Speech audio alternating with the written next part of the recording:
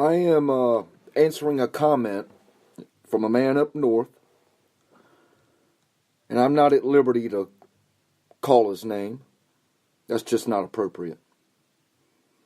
But if you are attentive to the comment section of my videos, you'll know for yourself to whom I'm responding to. This is not a rebuttal. It's not a slandering reply by audio to his opinions thereof. It's a response that I see fit to do by audio. For my comment would be entirely too long to type.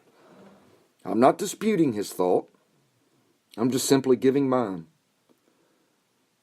Now, this is an intelligent, godly man that has made me think and has introduced to me a higher level of hermeneutics that I do not believe seminary would dare engage. To do so would get off the denominational path. Now, I've been told the Christmas tree has become a staple of Christmas symbolism, for the evergreen is ever green. And our Lord is like a green fir tree. In the verse for that, Hosea, chapter 14, verse 8. Ephraim shall I say, what have I to do any more with idols? I have heard him and observed him. I am like a green fir tree. From me is thy fruit found. I agree with that fact, that our Lord God and Father is everlasting. The fir is an evergreen, and it is flourishing. It flourishes always. It provides shelter, not only in the summer, but the winter too. When all the other deciduous trees are bare, offering no shelter at all, the green fir is a house for many roosting birds, year to year, fending for itself with its dropped needles, composting, living on them as sustenance of itself. And that's our Lord, our shelter, our sustenance, and our all-weathered, all-seasons protector. Now, the song 12 Days of Christmas, I was taught the religious characteristics of it in grammar school. We all sung it. And I'll leave a link in the description of that song. It'll probably do a lot of y'all good to hear the version of it and what it's meant to mean. But my grandmother introduced to us kids the version from the 1780s. It was from a book called Mirth Without Mischief. Now, I looked into the song's history and kept coming up with conflicting opinions of what each day meant.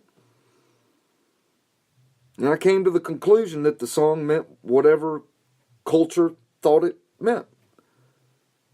And it said that the religious version of the song was written for Catholic kids to learn the basics of their faith amid persecution.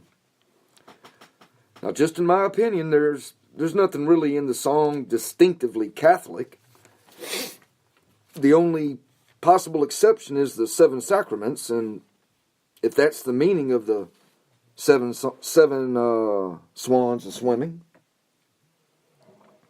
I just think it's a catchy season greetings Christmas song of folklore.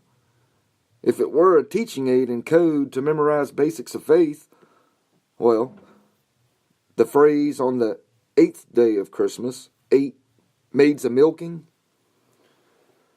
I'm pretty ignorant, and that wouldn't help me out too much in remembering the 8 butides.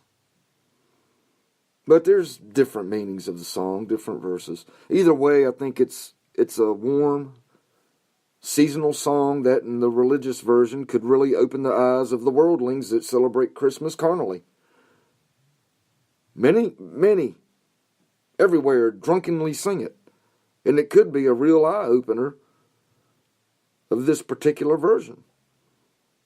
The religious version of it. But it's an innocent, inspired by man little jingle. Now, how the Christmas tree really came about, I concluded is just legend and folklore. There's just not any concrete, solid evidence for it. Maybe I didn't search or dig far enough. But the world has adopted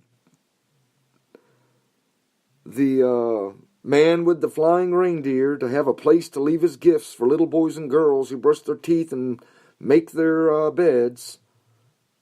They've made it the tree to lay their little gifts for being good under. Now, what I've been taught and how of the Christmas tree and how I've told my girls, well, it's folklore too. And the story goes that I told him is Martin Luther walked through a dark forest on a winter's night, and he looked up at the sky to see twinkling stars shining through the branches of the fir trees. Then Luther saw the stars and the lights from heaven that were guiding him home through the dark, the lights in the sky, as he walked through the frightening forest, just like the Star of Bethlehem led the 3 or more wise men to the stable on the eve of Jesus' birth. Inspired, Martin Luther took a small Tannenbaum from the forest home to his family and decorated it. He decorated it with candles to mimic what he had just experienced in the forest. This experience also inspired his next sermon and saw him spread the idea to his community. It is believed that this is why people began putting candles on their Christmas trees. And this act is what inspired Martin Luther's sermon. Christmas. Now, as the years went on, glass makers made small little globes, spherical globes, and put little candles in them and started decorating things. I just think it's the way the world celebrates it with receiving the gifts carnally and all that. I've said it in other 2 videos. I said I was going to stop at this, but I owe this gentleman respect in replying to his comment, which I usually do by typing, but I'm doing it by audio this time because it's just too much to type. I've worked a long day, and I've got some other things I've got to do, but this is just quicker, that's all. But y'all know what I'm trying to say in these last 3 videos about the way the world celebrates the supposed birth of Christ and the way the Christian should. I don't think we should dress up as Santa Claus and the Grinch and go to family parties. No, I'm not talking about it anymore. But anyway, just responded to a comment. All in brotherhood. That's all. Till next time.